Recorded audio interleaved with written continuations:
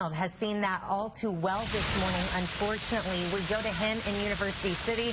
Damon, we see the umbrella, but behind you, it looks like a river. You upstairs, you need help?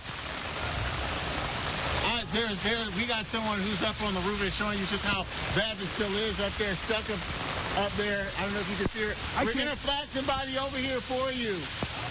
Okay, we'll get somebody over here for you. It's really, I mean, just when you think this is over, it's getting a lot worse. The rain just picked up. We're going to get somebody over here for her because this street, if you can see, it's extremely bad. You see multiple cars flooded in this area. We've even got this high voltage building right here that's smoking. So we're going to go and try to find some help for this woman. We do have Ameren and other emergency services on scene, but I'm going to toss it back to you, Laura, because again, the situation is so dire out here. It is not, we're not out of the woods yet. So I'll be back very, very shortly. I'm going to send it back to you. And we're going to send you out to our Julia Avery. She's out in St. Louis County. And Julia, you've talked to someone who's had some trouble out there. Good time. Yeah, Maurice, we're in the city of St. Louis, but we're right next to Maplewood. We're in the Ellendale neighborhood where the water came up so high that people started evacuating their homes. I'm actually with a family that had to do that right now. Right now, they are in a car wash just to have something over their head. They have the whole family here. They have their dogs here, dogs soaking wet, because they've been through so much this morning. At 4 a.m. they had to start getting out of their home.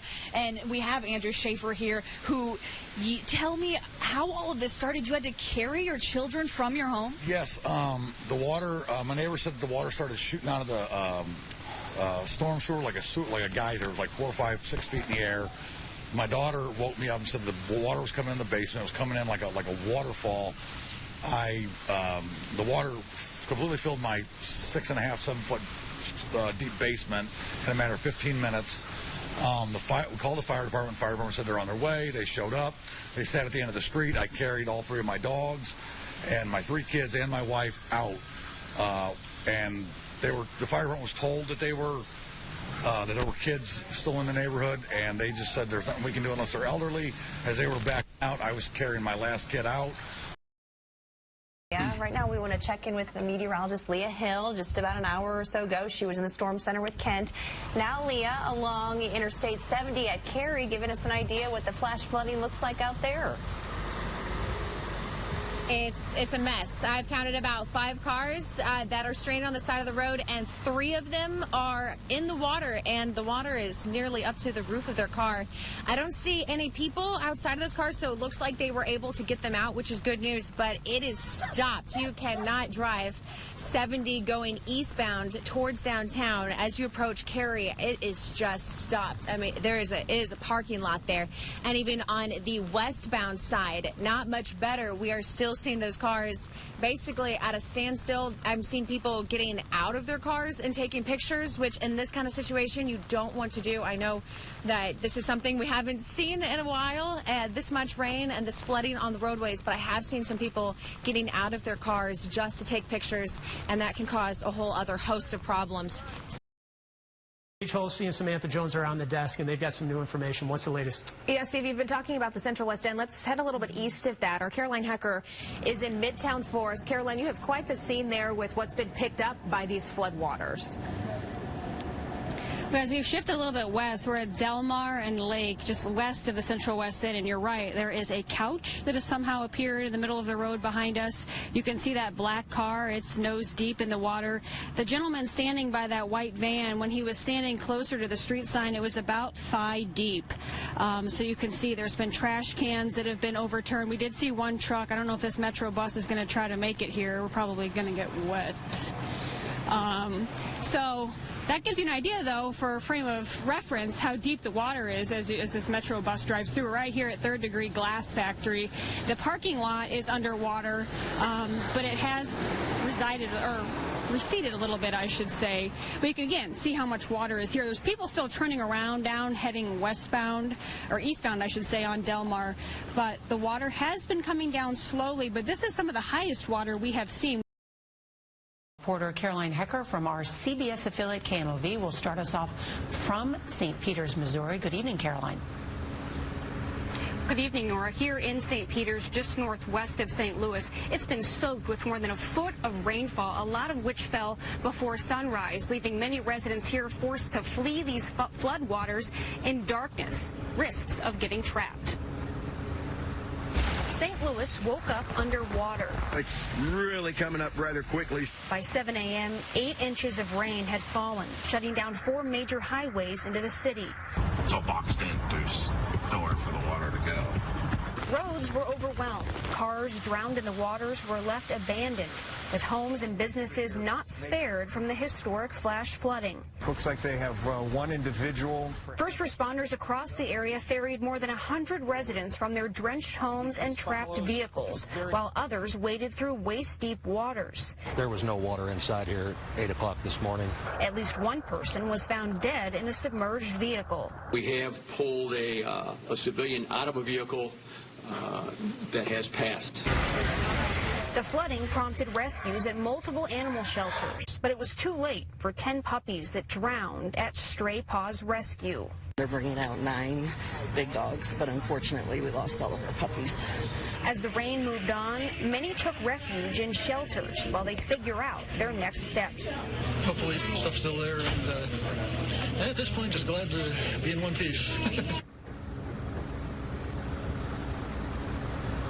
Officials said late this afternoon the threat is not over. 4 more inches of rain could fall, which could lead to more flooding and damage to homes. Nora? Go to a new tweet to show you new information from St. Louis Public Schools. They're now saying students are still being evacuated from the schools to safe and secure sites. They'll send information on where parents can reunite with students. Okay, right now we're getting word that we do have Damon Arnold. Damon Arnold live on the scene. Damon, what do we know right now about that scene at Central VPA High School? I mean, honestly, Maurice, I just got out here, and I mean, it has been complete and utter chaos. I've seen students and family, searching for each other right now. I mean, in tears. I mean, literally still in fear. I mean, you can see people still are gathered here in the Schnucks parking lot. We're here on Hereford and Arsenal right now. But again, I mean, it's just a frightening feeling that's in the air right now. I can't even explain it to you. Like, my nerves are really bad because you just don't know what's happening, and you can tell these students are, I mean, in sheer terror. I mean, I even was standing next to a group. They had on like a ballet outfits, and they said that they saw a man with a long pointed gun, and could not. He pointed the gun at them, and it jammed. And so that's the stories that I'm hearing as I'm out here in the crowd, and everyone is here. And like I said, you can see they're trying to do a head count at this point to see. And when I came around the corner, the active shooter, he was right there with the gun pointed at me. And thank God that his gun had got jammed. And it's just absurd that this happens over and over and over again. And we got to change something in this country. If you need help, it's okay to not be okay. It's okay to not hold it to yourself. And I want to thank the school district, again, and our first responders for running towards danger to save our children, to save our staff and students. I do believe that their quick actions save lives. I think the community can find some solace, and they've got a good group of first responders here. Scenes of terror, panic, and violence playing out in our hometown. A South St. Louis City magnet school, now the center of national attention tonight after a gunman opened fire. The Central Visual and Performing Arts High School is located just steps from Tower Grove Park near the intersection of Arsenal and South Kings Highway. This campus also home to the Collegiate School of Medicine and Bioscience. More than 600 students attend both schools. Tonight, we know at least 2 people are dead, and we've learned the identity of one woman killed, Jean Kutchka. She was a health and PE teacher there at Central VPA High. A 16-year-old girl also died today. 7 others, all 15 and 16-year-olds, were hospitalized. The gunman was also killed after a shootout with police just after 9 o'clock this morning, and police have since identified him as 19-year-old Orlando Harris. They say he graduated from the school last year. Now the FBI asking anyone who was on scene, students, staff, parents, to send pictures from that shooting as they investigate.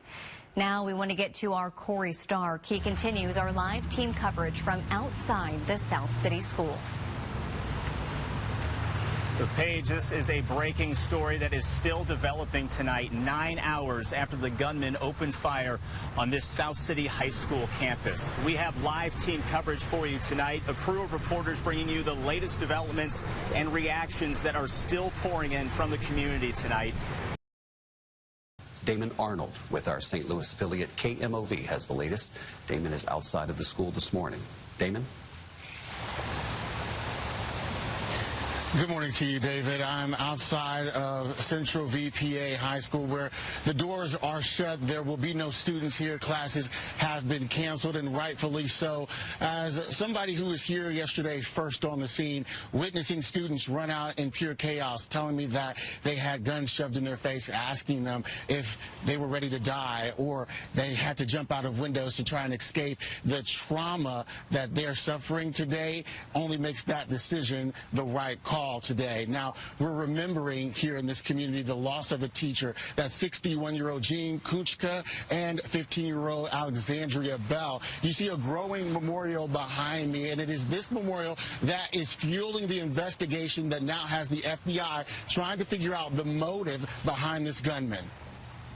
We hear these gunshots and the windows just rattling, and we see people jumping out the windows and stuff. Students describe chaos as the shooter, who authorities say was armed with a long gun, opened fire at Central Visual and Performing Arts High School. They reported an active shooter in high school. Police say that call came in around 9:11 Monday morning. 4 minutes later, police say law enforcement arrived on the scene.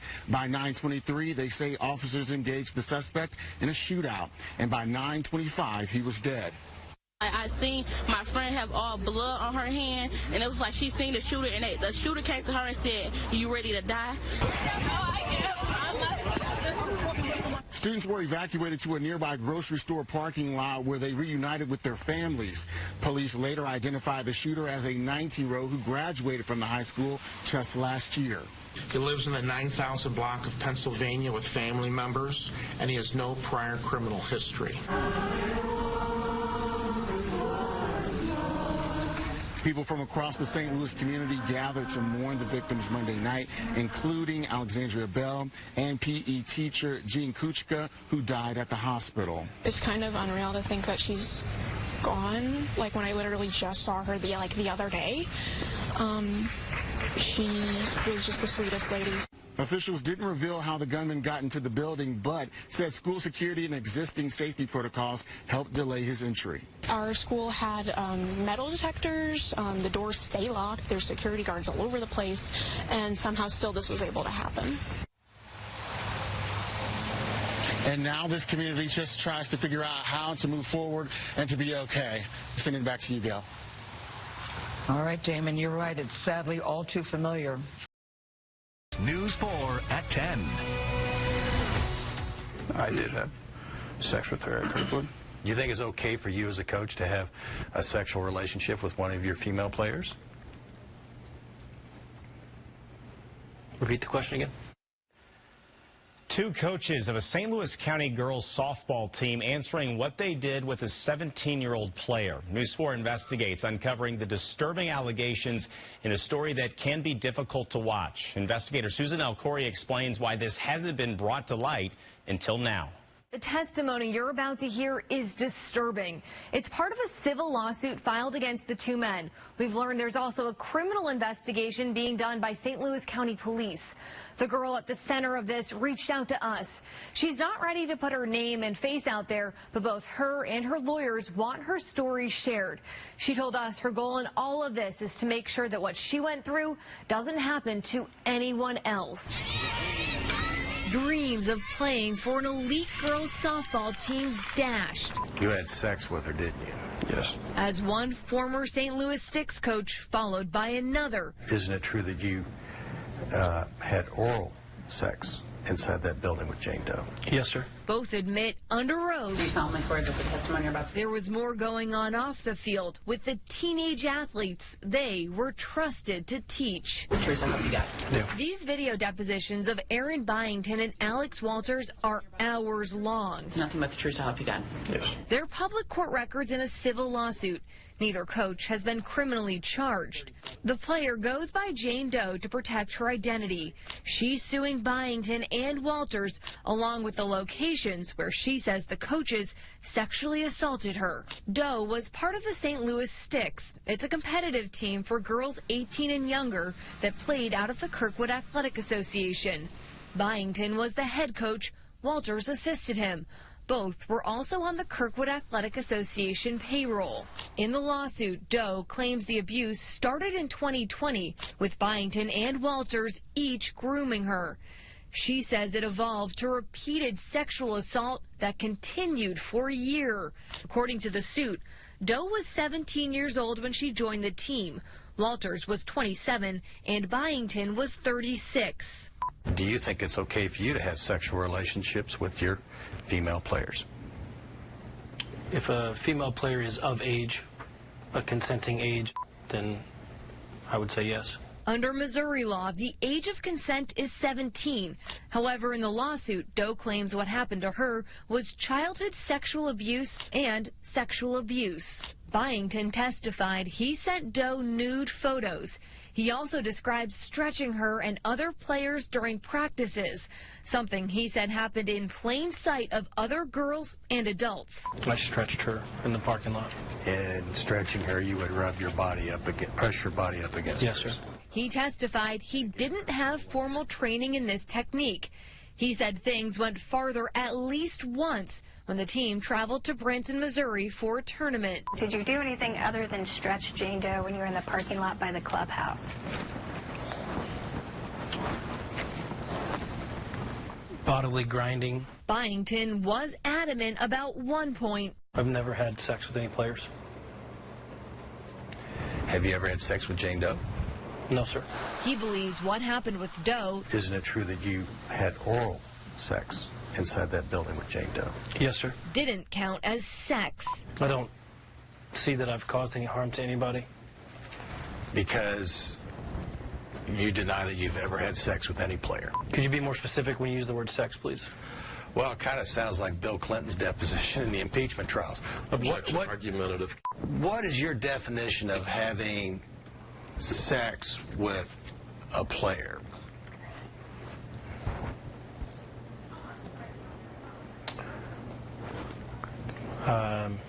I would say that my definition of having sex with a player would be genital to genital penetration. Byington did testify that he gave Doe private lessons at the Kirkwood Athletic Association when the building was closed.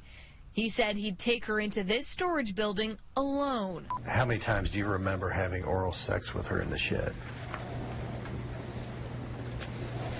Twice. In the lawsuit, Doe claims Walters physically abused her during sex, something he was questioned about. If you'd like to characterize it as abuse, then I did spit on her. Isn't it true you would punch her to where you would bruise her? No, not to my knowledge.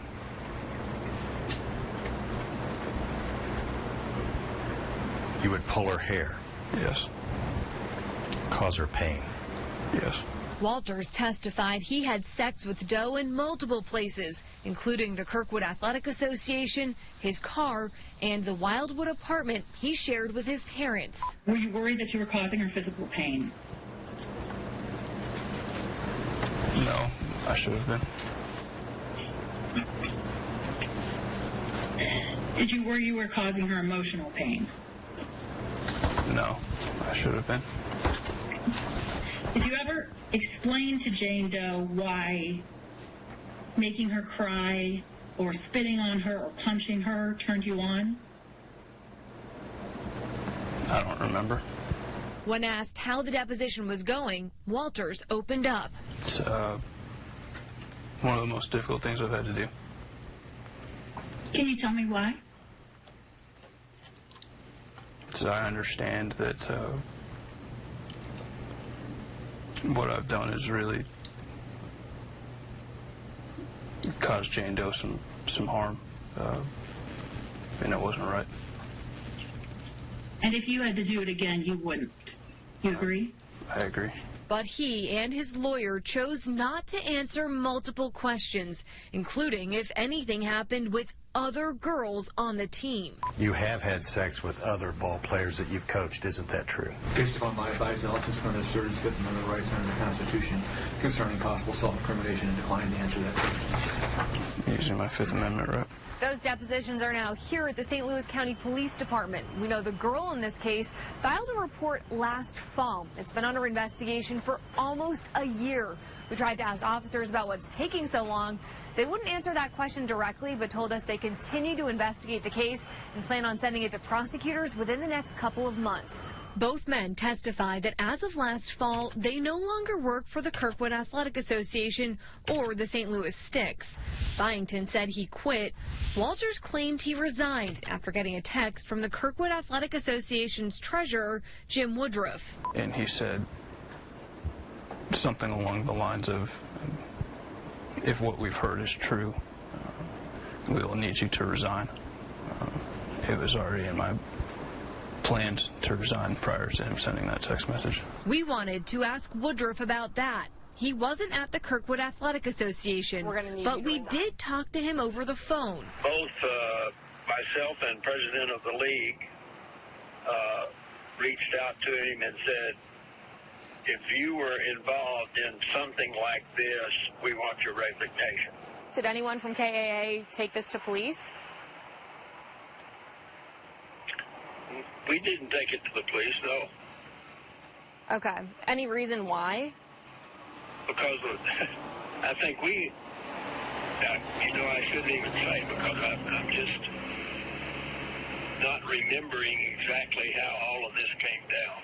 Woodruff told us the Athletic Association did not require employees or coaches to do training to prevent sexual misconduct and abuse. We also called the president of the association.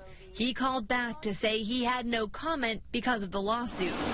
There are no games on the field anymore. The association shut down last fall, claiming they ran out of money. As for the former coaches, News 4 Investigates reached out to both men. Byington said no thanks when we tried to talk to him. Walters hung up.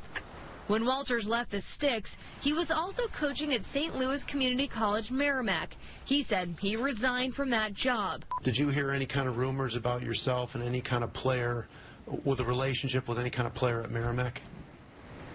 Yes. Merrimack sent News 4 Investigates a statement saying we have no record of complaints about Walters from any student, faculty, or staff member. Walters also worked in Rockwood schools, where he coached baseball at Marquette High School from 2018 to 2019. He then worked in the classroom as a substitute teacher for a few months in early 2021. That fell within the same time period he testified he was having sex with Jane Doe. In a statement to us, Rockwood schools claim there have been no allegations of inappropriate contact with a Rockwood student that the district is aware of. Walters and Byington say they're not currently coaching. Since they have not been criminally charged, they can work with other teams and kids. That's all I have. We checked to see what Byington and Walters are doing now. Byington says he's in construction. Walters is working for Explore St. Louis as an event manager. We do want to stress we reached out to everyone involved and gave them all chances to respond. No one wanted to sit down with us. Right now in Missouri, there's no statewide requirement for youth sports coaches to be trained on preventing sexual misconduct and abuse. There is a federal requirement, but it wouldn't apply here. In 2017, Congress passed what's called the Safe Sport Act. It's for Olympic-affiliated teams. It also establishes that there's a power imbalance between coaches and players and that they can't be involved in sexual acts until the player turns 20. You can count on us to keep following the civil suit and criminal investigation in this case. Susan L. Corey, News 4 Investigates. may be the most dangerous drug ever created. For years, fentanyl has torn through the St. Louis region, killing thousands and shattering the lives of so many more. For months, News 4 has looked into the local crisis, from how the drug enters our communities to who it hurts most and how we fix it. We talked to former addicts, community organizers fighting for change, lawmakers, and those left behind. It's a terror creeping into every neighborhood, rich, poor, black, white, cities, and suburbs. Many who become addicted don't even know they're taking it, and oftentimes it starts with a doctor's note. This is contaminated, the fentanyl crisis in St. Louis.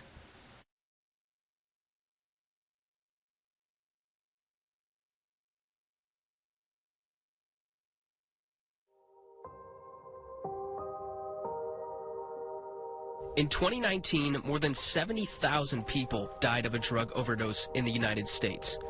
For perspective, imagine there was a Cardinals and Blues game on the same night and both venues were sold out. If every person in attendance died, it would be about 6,000 shy of that statistic. Now fast forward 2 years to 2021, and overdose deaths reached more than 107,000, the most in U.S. history. There was a major commission study between Lancet, the medical journal Lancet, and Stanford University. And I saw a figure, they have a modeling figure that says between now and the end of the decade, we will lose about 1.2 million people. It absolutely angered me. In Missouri, overdose deaths have risen drastically. Our area is the epicenter of that statewide tragedy. St. Louis City, St. Louis County, Jefferson, and Franklin counties have 4 of the 5 highest overdose death rates in Missouri. Fentanyl is alarming. It should be alarming. It is killing people like that. Every year it gets not just worse, but exponentially worse, and St. Louis has been hit particularly hard. I might see a person 5 minutes, and in 5 minutes they dead because they took something that they had no idea what they was taking. Fentanyl is the defining drug of the overdose epidemic in St. Louis. It has no taste or smell. Even a handful of it could kill thousands of people. It reaches into every corner of society, suburbs and cities, rich and poor, black and white. Many who become addicted have no idea they're even taking it. You become more dependent and reliant on this one specific thing just to get out of bed and say hi to your family. And it's caused drug addiction in the region to spiral out of control. It wasn't tough, it was miserable. It was just horrible, man. More than 70% of overdose deaths in the St. Louis area now involve fentanyl. An update to a story you saw first on News 4. Construction is stalled as tenants are still moving out. Spanish Cove Apartments in North County is forcing tenants out to make room for renovations. You're watching News 4 at 10. I'm Samantha Jones. And I'm Corey Stark. New tonight, St. Louis County is pressing pause on the revamp, and it's because of a story our Melanie Johnson first brought you right here on News 4. Be told that she has to get out and with no compensation or anything like that, and no help from them saying, hey, you know, we're going to help you move or anything like that. Yeah, it's frustrating. Devin Burke helping his mother-in-law start a new chapter and leave the Spanish Cove townhomes Friday. She's 55 years old, on disability, and recovering from surgery. I just had double knee replacement. Finding a place to live in 30 days without any help from anybody, that's hard. And they're not hearing any of that. Evidence of construction still outside this apartment I first showed you this week during my investigation. 24 hours after that story, the Kelsey putting this notice to stop work immediately. It's a situation where we have to limit ourselves to what we're legally able to do, and at this point we're doing it. St. Louis County only speaking to News 4, pressing pause on a $16 million renovation project. Anything they were doing was a violation of our permit process. They were installing cabinets. We saw open electric wiring. They had, I believe, they were doing some drywall work, but none of that work had been permitted through our system. So this was in reaction to a News 4 story. That's correct. We were aware that the complex was undergoing a traumatic shift in direction, but in terms of the rehab work that we investigated. That was as a result of your stories. Spanish Cove management facing a maximum fine of $500. Is that frustrating to have someone outside of our county, our city, our state come in and try to renovate something without including the county's input? Well, anytime our permit process is ignored or overlooked, that's certainly not something we look fondly upon. Now families like Burks are left to lift a burden off of their loved ones because of an unexpected notice forcing them to pick up the pieces. The degree slime balls, that's the PG version of what I really think of them. Melanie Johnson, News 4. In a statement from Pepper Pike Management, Spanish Cove's owners, the company says that they plan to apply for the necessary permits and they're excited about the redevelopment. News 4 confirmed code enforcement will meet with the company. This week, the end of an era. The final freestanding payphone in New York City has officially been taken off of the streets. It's now set for an exhibit at a museum. So what about our area? Have you spotted a payphone lately? Steve Harris went looking, and here's what he found. It sits alone in the Chesterfield Valley, hidden in plain sight, watching cars go by and people who unintentionally mock it. The last time it's been fed, well, no one knows. It is a payphone. It's kind of like a Bigfoot sighting. Some people claim to have spotted one, some people never have. I had a lot of questions about this one. First one being, does it even work? Well, since I don't have my calling card anymore, I had to dig in my pocket, pull out a bunch of change.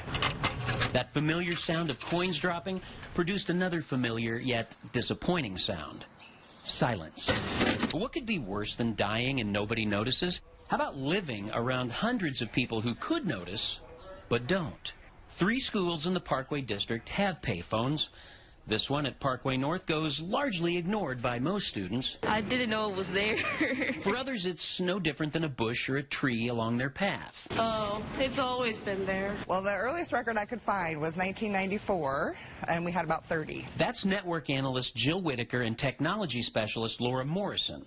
They have the 411 on this phone. We lease them from a company that's in California, and we actually pay to have the payphones now, $75 a month. They keep them for emergency purposes. But does anyone use them? No. Why not?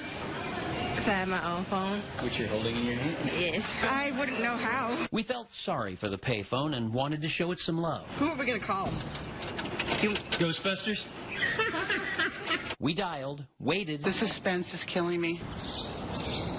And got nothing. You can call it a dinosaur, you can call it a relic. You just can't call on it. Steve Harris, News 4.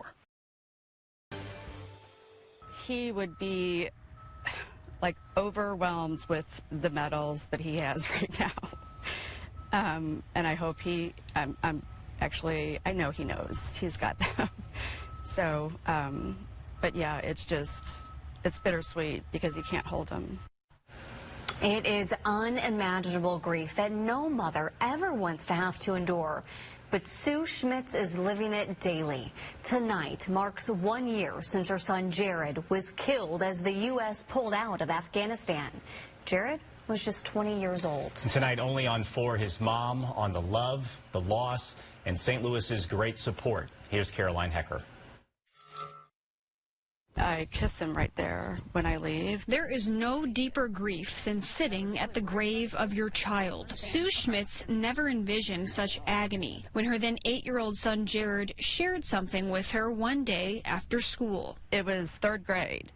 I went to pick him up from school one day, and as we were walking out to the car, he said, "Mom, I'm going to join the military when I grow up." And I thought, where is this coming from? He stuck with it through his time growing up in St. Louis, eventually graduating from Fort Zumwalt South in 2019. She remembers when Jared dragged her to the recruitment office to sign off on his decision, only 17 at the time. Who wouldn't be terrified as a mother? I don't choose to go to the dark side immediately. Little did she know the dark side was coming. Jared graduated from boot camp in October of 2019, then stationed at Camp Pendleton. In April of 2021, he was deployed overseas. I was so relieved when I found out it was Jordan. I'm like, well, that's the least scary country in the Middle East, I think. But as news of a Taliban takeover in Afghanistan began unfolding, a sinking feeling took hold of her. Then came a FaceTime with Jared early last August. The first thing he said was, "Mom, I have to go to the worst place in the world." And I said, "Afghanistan?" And he said, "Yeah." And oh God, my heart sank. She tried to turn the conversation into an encouraging one, but she'll never forget this. The last thing he said was, "Mom, they have suicide bombers over there." So that conversation makes me sick to my stomach every time I think about it. Sue says Jared arrived in Kabul on August 19th, but texting was limited as he worked on post for days in a row. On August 26th, with news of an explosion making headlines, Sue tried desperately to get a hold of her son. And I just said, please, like begging him, please answer us.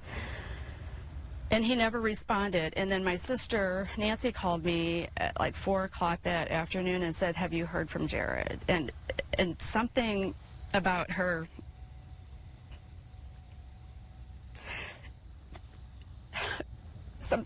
asking me that just gave me a horrible feeling. And I said no. But I know I'll have a text in the morning. Then I didn't. Instead, I got woken up at 1:45 a.m.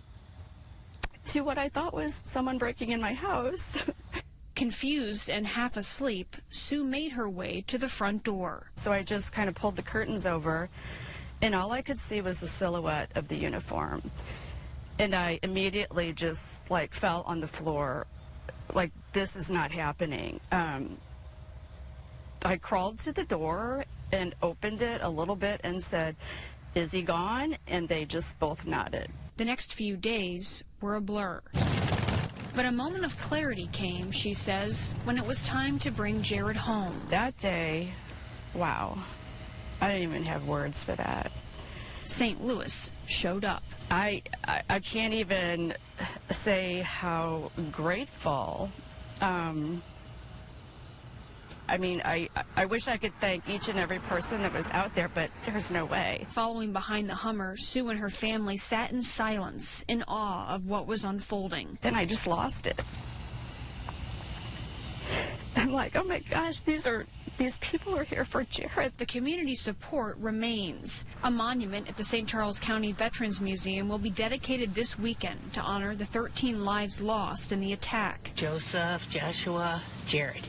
He's right here. It accompanies a display representing all of the lives lost in the War on Terror since 9/11. He would love this. In the year since her son's death, Jared has received countless awards and medals, among them a Purple Heart. But she wants Jared remembered for his playful side, too. Hey! There were two sides to Jared. Jared the goofball and Jared the Marine, because that was the only time he was ever serious was when it came to the Marine Corps. Two sides coming together to form one perfect son, and a mother's love worth more than any single medal. At Jefferson Barracks, Caroline Hecker, News